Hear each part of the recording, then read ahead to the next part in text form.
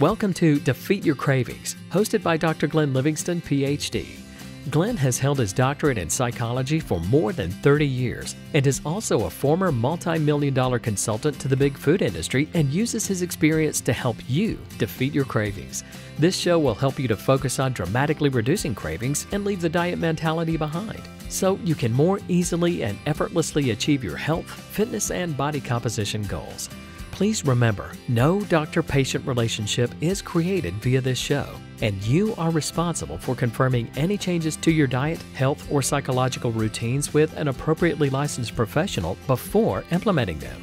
Now, before we get started, if you haven't yet downloaded the free smartphone app to access dozens of these recordings all in one place, as well as to avail yourself of a confidential community for support, motivation, and assistance, please visit the podcast link on defeatyourcravings.com as soon as possible.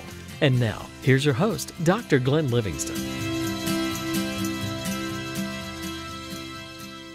Hey, this is Glenn Livingston, and I'm here with Kate, who is a very kind woman who has graciously consented to let us record her session so that you can all benefit from it as well. And Kate, how are you today? I'm doing well, thank you. Good. I was looking forward to speaking with you.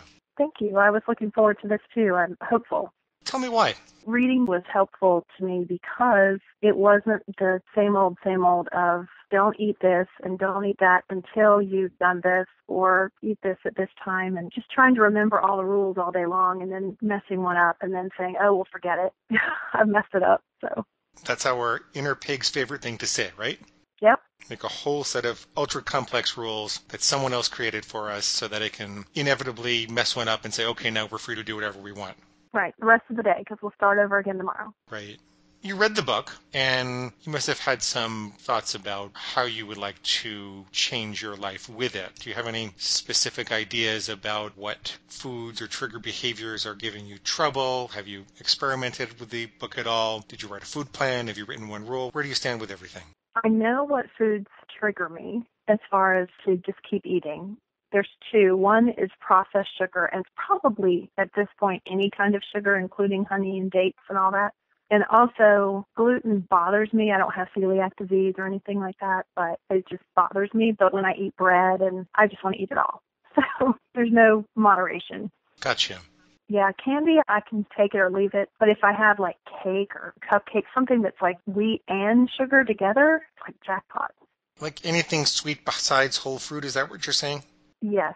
And with regards to gluten, are you talking specifically about gluten, or are you talking about flour as a whole? Well, gluten, I think, not so much all grains, but wheat and things with gluten in them just make me feel bad, physically bad, specifically bread. Let me give you an example. So I went to Panera the other night to meet a friend and ordered the tomato soup with no croutons because I was going to do gluten-free. It's not sugar-free, but I was going to do gluten-free. So I had it all planned ahead of time. They bring it out, and I had forgotten to pick the apple instead of the baguette. They come with a French baguette. And I was sitting there looking at it, and I thought, well, I'll just take that home to one of my kids. I just won't eat that. Well, I should have thrown it away right then. So I'm sitting there meeting with my friend, and we're talking, and I'm thinking about this French baguette that's in the bag that I'm going to take home for one of my kids. And I get in the car, and I eat the French baguette on the way home because nobody's going to know because my friend is now gone, and my kids don't even know about it. So, see what I mean? I do see what you mean. And then I just felt terrible. I was like, well, how did I do that? That was so stupid. I should have thrown it away. So your pig had a whole bunch of reasons for you to do that. If it had been a gluten-free baguette, would you have felt as bad about that? No. It was like I was breaking two rules. I was breaking my not eating gluten rule because it makes me feel bad, and why do I keep doing something that I know makes my joints hurt and all that. And the carb rule, because I have a carb rule too. What's the carb rule? Just no carbs. Like I've done paleo, and there's no grains in that at all. I have all kinds of rules. Well, I'm a little confused what the rules are. You want to know what the rules are? Yeah. Okay. So it depends on the week, but recently the rules have been to be paleo. But then inevitably I end up, I don't even know what paleo is anymore because there's 5 different versions of it. But mostly fruit, vegetables, and animal foods, right? Right, but no dairy. Mm-hmm. I decided I couldn't do the no dairy. I don't eat a lot of dairy, but it was just really limiting the food choices too much. So my own personal paleo spin was no like grains. So no rice or quinoa or anything, bread. So no grains whatsoever. No grains. Yeah, that's not working for me really because I like rice. So then I say, well, it doesn't have gluten, so it doesn't make me feel bad. So then I should just eat the rice. There's two ways to go about this. It sounds like you're suffering a little bit from the better deal theory. So when the pig says there's always this other better diet on the other side of the street and it keeps on moving you around from diet to diet so that you don't really commit to anything, it sounds like you're suffering from that a little bit, and we could exhaustively go through what you really think the ideal rule should be. But what usually comes before that, Kate, is really learning how to hear the pig and learning how to cage it around one rule. For example, maybe that rule would be gluten. It sounds like you're pretty confident you don't want to have any gluten.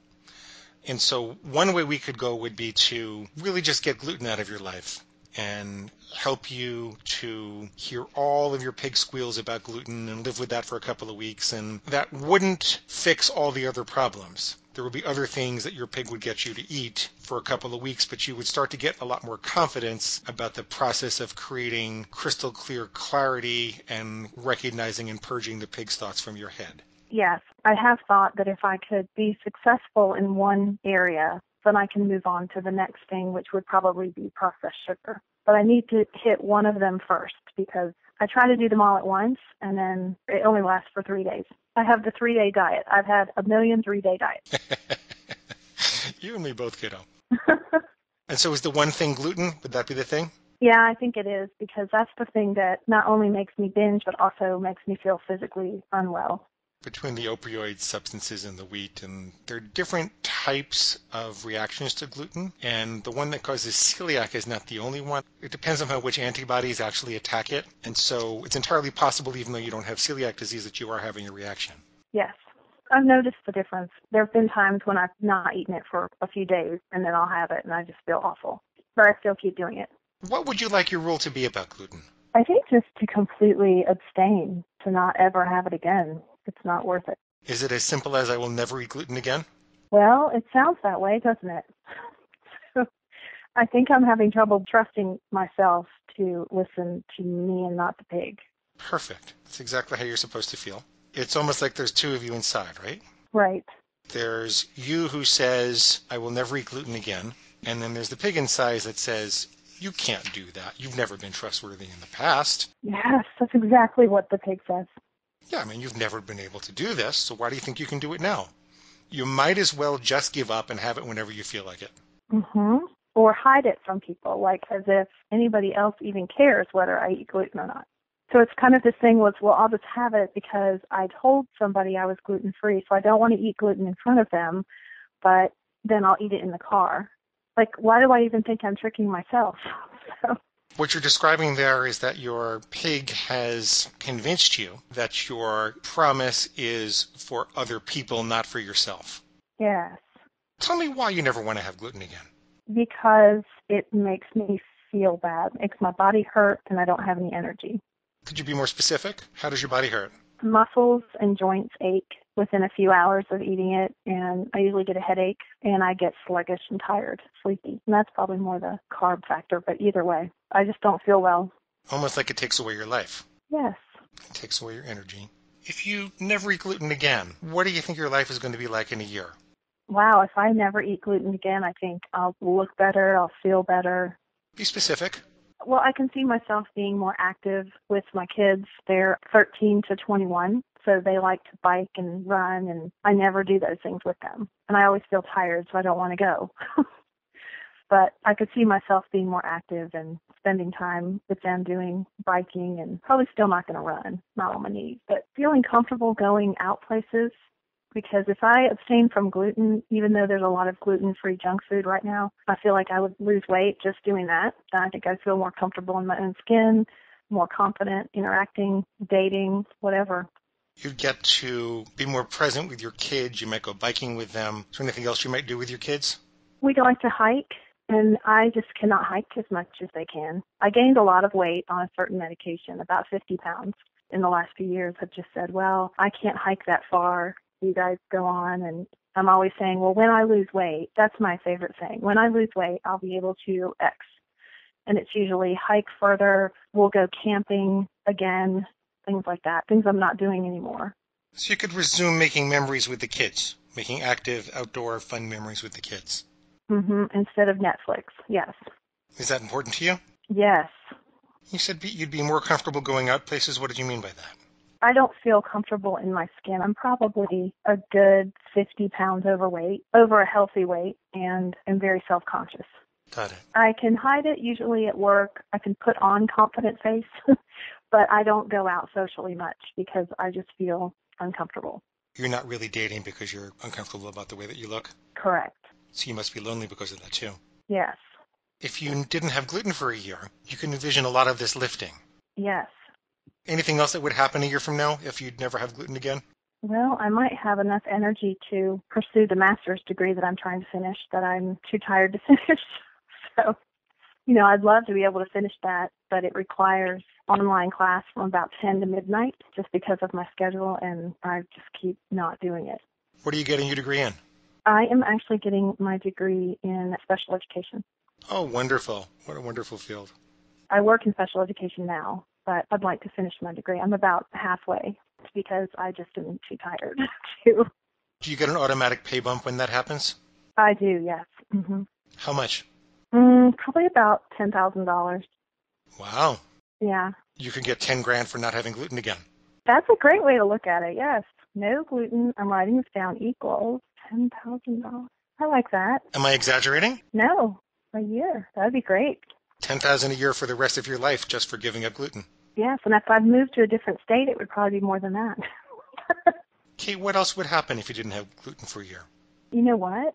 Actually, I just thought of this. I think my moods would be more stable. I mean, they're not horrible now, but I'm on medication, and I think I would be able to take less. I don't think I'd be able to stop taking medication, but I could probably bump it down. Sure. Because I'd be outside more, exercising more, just a healthier lifestyle. And I'd love to stop taking some of that medication. So, I think some of the foods you're talking about, they affect your hormone balance also, don't they? yes, and that all affects mood and weight and everything else. So you could get 10 grand a year and more stable moods. You could start dating again. You could be more comfortable going places. You can make active outdoor memories with your kids. You can get rid of the muscle and joint pains and sluggishness and sleepiness. Get more energy. What else? Anything else? I can't think of anything right now. So let's give your pig a chance, okay? Okay. Okay. I'd like to hear all of the reasons that your pig says you should have gluten again. Because it's everywhere. You can't avoid it. It's not realistic to think when people bring food into work and you'll forget. I hear that a lot in my head. An example, last night my son was eating a little personal-sized pizza, and I was cleaning up the kitchen, and I ate the last little piece on his plate, which was probably the size of an Oreo cookie, not a huge piece of pizza. But as soon as I ate it, I thought, oh, that was gluten. I just messed up. That was my pig saying, well, you just messed up, so what? Just that it's unavoidable. But unless you have celiac disease and it will actually almost kill you, that it's stupid to even try to eat gluten-free. It's not necessary. That's the big one. It's not necessary. It's just a fad. Even though I know from personal experience that it makes me feel bad, I always hear it's just a fad. It's not real. It's just the newest thing. So just a fad and you don't have celiac. Let your pig keep going. What other reasons does it have? I can't stick to anything. You're too weak. Too weak. Yep. Well, it won't last. It's just a new thing you're trying. What else? I'm writing this all down furiously. I really don't know. That's all I can think of. You sure? Yeah, that's the big stuff. I mean, this is your pig's chance. You want to give it a chance. You want to be fair, right? Well, sometimes it's, do you really want to lose weight? Because it's kind of the ultimate excuse for everything that I use. So do I really want to lose weight, or do I just want to say I'm trying to lose weight? Because you're going to lose your excuses if you lose weight? Yeah, probably. When I was thinner and recently divorced, there was a lot of attention. I did receive some male attention that kind of was scary. So I don't get that as much anymore. It's kind of a little bit of a security blanket. Your pig says that you need the extra weight to drive the men away. Yeah, basically. And then I just had a stalker that likes overweight women, so that's awesome. True story. Yeah. So now I really need to lose weight. It's funny. I've had patients who were stalkers. They were some of the nicest people I ever met. Oh, it was pretty scary, actually, but Yeah, true story though. His thing was overweight women. I was like, oh, wow, okay. Well, that actually works in your favor for this purpose, right? It does, because my security blanket doesn't work. Okay. Is there anything else your pig can come up with? Not that I can think of. Okay. Let's go through them one by one. Okay. Your pig says that you're really doing this for other people, not for yourself, therefore it's okay to have it in secret. Right. How are we going to recognize that as pig squeal, and what's the real truth about that? I feel like the moment the pig starts saying, you can have, you really can have, it's kind of my time to say, no, I said, I'm not going to, and take action. What kind of action? Throwing something away, moving away from it. So what you're saying is it doesn't matter what reason the pig has. All of these rationalizations, they all start with you can have it because, and whatever comes after because is going to be pig squeal, so you don't even have to listen to it. Right. That's a very solid understanding of how this all works. You don't have to have the answer to any of these. All you have to do is ignore them. Nevertheless, it's still helpful to go through the most common things that your pig says and figure out what the rational answer is so that it's a little less tempting and it's a lot easier to recognize. Okay. I want to help you go through this a little bit. So when your pig says that you can have it and hide it because you're not doing this for yourself, you're doing it for other people, the answer to that is you're doing it for yourself, right? Yes.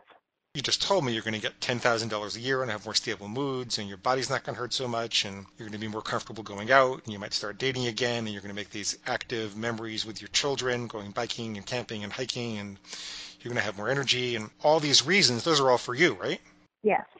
Yes. So when your pig says you're not doing this for yourself, that's pretty idiotic, right? Right. That's crazy. I am doing it for myself. The pig says it's everywhere and you can't possibly avoid it. What's the answer to that? It is everywhere, and I can avoid it if I plan ahead, which then the pig's going to say, well, you don't always plan ahead, which is true. And I can just make different choices or walk away. Give me a situation where the pig says you won't be able to avoid it. Staff meeting. We have birthday parties once a month at staff meeting. And there's always a plethora of really yummy cakes because we have a baker. One of the teachers is a fantastic baker. We're all sitting in staff meeting, and the only options are cake and water or tea or coffee. Well, everyone else is having some, and it's right there, and it's a celebration, and I have to sit there and look at it for an hour. So, yeah. And you might as well, because it's just this one time, and it's just for her birthday, or his birthday. Do you know when these celebrations are about to happen, or do they surprise you? Most of the time I know. Sometimes they're a surprise, but most of the time I do. One of the tricks for that, because the combination of social pressure, calories, and hunger can stimulate the lizard brain to want you to be less discriminating. You don't have to listen to it even in the worst situation. You can just say none of this matters. But one really helpful thing would be if you had something with you and you ate it before these events, or if you found out there was going to be an event all of a sudden. Some people might carry a couple of bananas with them, or other people might carry a piece of chicken or something like that, so that you go into those meetings without the hunger. Okay. That's just one option. I think that's a good idea. And the pig says to me, when you say that, well, yeah, that's a great idea, and you thought of that before, but you always forget. The pig wants you to make a plan to forget. The pig's whole idea is that we're going to forget so that we can binge. That's not really what a vow is about. A vow is a plan to remember. If you get married, you're vowing to be faithful to that person, and you're making a plan to remember that vow indefinitely. And it's not really acceptable to say, well, I'm afraid I'm going to forget. I'm afraid I might forget just really means that I really, really want to forget. Okay. When you hear the pig saying you're going to forget like you always do, what you say to yourself is, oh, the pig really, really wants to forget so that it can binge. I never do, and I'll never eat gluten again. I love that. I'm writing this down. When you hear a lot of these squeals, sometimes it's enough to just reiterate that it's coming from the pig and just change the language and talk about the pig's motivation. I'll tell you another trick. As people are learning this, and tell your pig to cover its ears for a second. Okay. As people are learning this, they do indeed forget sometimes. It does happen once in a while. And what I've found to be helpful in those situations is for them to say, I will never consciously and purposely eat gluten again. Now, the pig gets really excited about that. That's why I wanted the pig to cover its ears, because the pig will then say, well, oh, goody, you're going to forget sometime. You can do it unconsciously, but none of that nonsense. We just know what that motivation is, and we just went over that before. Okay. I understand. Okay. If you listen on the website, in the reader bonuses, there's a binge recovery and a binge anxiety MP3. And dealing with binge anxiety has very much to do with isolating the pig's thoughts versus your own and realizing that you're not your pig. Right. It's translating the "I'm afraid I might" into the pig really, really wants to. So I'd recommend you listen to that a couple of times. Okay. And you can carry that with you. That's what it was meant for. Okay. Then your pig said it was not realistic. What does it mean by that? Historically have not done it, not realistic to think it's going to happen this time. And again, going back to can't trust myself, or the pig's telling me that I can't trust myself because I'm going to change my mind or be weak or make bad choices, or basically just kind of beating me up. Let me ask you a question. Is it a mark of strength or weakness that you keep getting up and trying? I'm sure the answer is strength, right? The answer is strength. Oh, good. Good. Right answer. Good. But your pig has something else to say about it.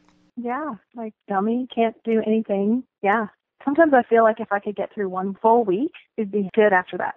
Yeah, that's enough time to get it all out of your body. And one thing I didn't mention is I share an office because I'm an administrator. So I share an office with another administrator, and she has some of the same struggles that I do. When I'm being, quote, good, she will bring in something bad because everything's classified as good or bad and offer it to me knowing that I am trying not to eat that. So that's a little frustrating. Well, when she sees you making progress, it makes her feel tense inside. It brings up the tension between her pig, and she hasn't really made a decision to let go of it. And so she'd feel more comfortable if you did eat the pig slop. She'd feel a lot more comfortable like that. That makes sense, yes. You just told me before you're not doing it for other people, you're doing it for yourself, right? Right. You just tell us really sweet of her to offer you something and no thanks. You tell yourself you don't eat that because it's pig slop and you don't eat pig slop. Right. All right, I'll do it. What is the answer to the idea that it's just a fad? The answer would be that regardless of whether it's a fad in media or among friends right now, doesn't matter one way or the other, whether it's a fad or not. I know that gluten makes me feel physically bad, so it doesn't matter what anyone else thinks. Well, it wouldn't even matter if Harvard University came out with a 10 million person study that they've been doing for the last 50 years that proved definitively that gluten was no big deal. You still know that it's bad for you, right? Correct. Yes. And it goes back to what you were saying earlier about I'm doing it for me and not for what other people think. What about the idea that you don't want to lose weight because you're going to lose your excuses? Yeah, that's a little deeper, but I think actually now that I've just recently in the last few months had this experience with this situation at work, it's actually made me realize that at least the weight excuse is really not valid. What other excuses are you going to lose? I think sometimes the idea of wanting to make all of these great memories with my kids, I love the idea, but the reality, getting the reality to fit into the schedule and all of the things that have to be done to provide for and run a household of 5, maybe sometimes it's easier just to say, I really need to lose weight and I'm tired. And because of that, I can't manage to get all that together for this weekend. Is there another way that you could say no? Yeah, I should just say no, I don't want to. In a nice way. You can't work it out this weekend. Yeah, I just can't make it happen. Do you have the right to say that? I'm learning that I do. Yes, slowly learning that I do. For a long time, I was in a situation where I didn't have the choices. So it is kind of new to me to be able to say, no, I don't want to do that, and it's okay. Or it's not going to work this weekend, and it's okay. Would it be good for you to give up the excuse so you had to force yourself to learn that?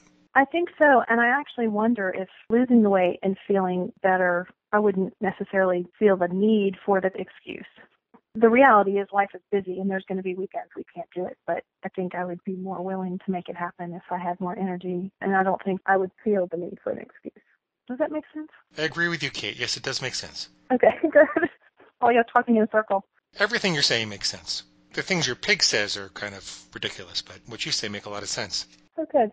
Well, let me ask you a question. How confident are you that you'll never eat gluten again?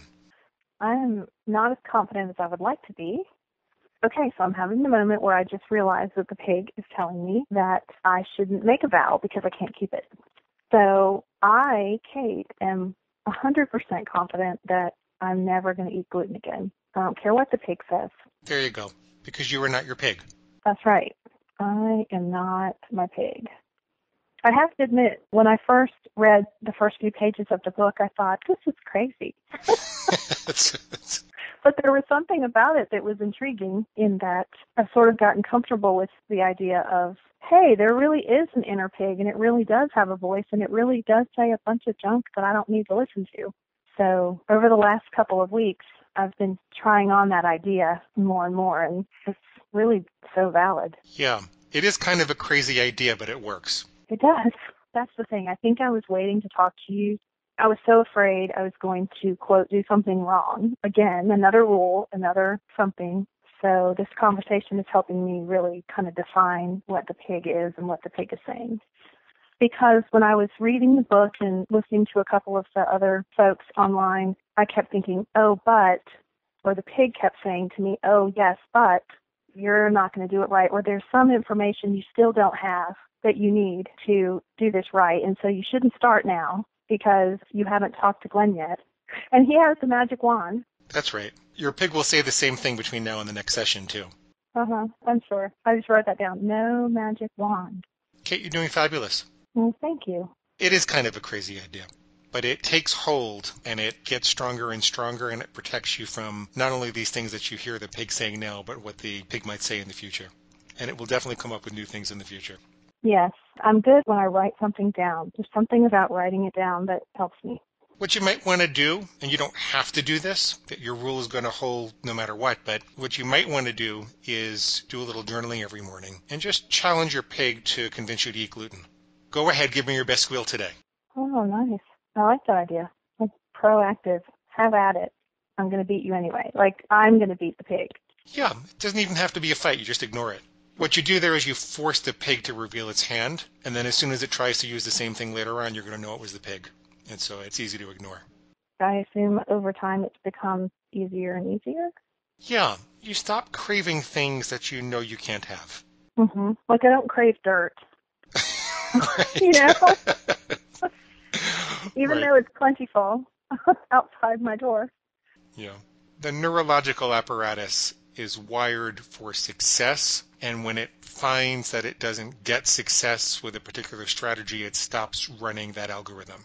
If you deprive your pig of gluten, you're really depriving your midbrain of gluten, and all the wiring that says, let's go get gluten, it starts to attenuate and diminish, and you reestablish your survival drive in another direction. And so you'll have fruit or vegetables or chicken or whatever it is that you really want to eat. The more that you can get the junk out, the more that survival drive leans towards something that's healthier. As you rid your diet of things, it's important to ask yourself, well, what was the legitimate need underneath that? So if you're having a bagel or a baguette, you needed some carbohydrates perhaps, or maybe you needed some greens for some energy, or maybe you needed some fruit for some energy. There was an authentic need underneath it. Just like when a smoker grabs a cigarette, what they really need is a deep breath of oxygen. Okay. But the survival drive has been hijacked by industry to the destructive substance. They didn't have any baguettes on the savannah. No. Does that make sense, or did I lose you? No, it completely makes sense. If you go back to a more primitive time, we didn't have the ability to use anything to make anything with wheat other than to watch it grow. So yes, that makes perfect sense.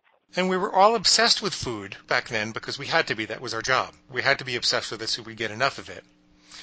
And so what the food industry's done is it's taken that natural instinct for food obsession and it's perverted it for its own profit. Right. I think you did fabulously. Thank you. I think you caged your pig. Did you? Okay, awesome. What I'd like you to do is to live with this for a week or so and then send me a note when you're ready to have another session. Okay, that sounds great. Well, thank you so much for your time. You're very welcome. Thank you for being vulnerable and sharing this with everybody. I know that it can be uncomfortable. I want you to enjoy making your pig suffer. Okay. I will do it. I will make the pig suffer. Do you have any questions or any remaining insecurity? I don't. I feel really good about it. Okay, dear. I hope you have a really good week, and I'll talk to you soon. Thank you. Take care. Bye-bye. Bye-bye. And that brings us to the end of today's broadcast of Defeat Your Cravings, hosted by Dr. Glenn Livingston. Now, if you'd like to find out more about the products and services Dr. Glenn offers to help you dramatically reduce your cravings and stop overeating in 90 days or less, please visit defeatyourcravingscoaching.com. That's defeatyourcravingscoaching.com. Thanks.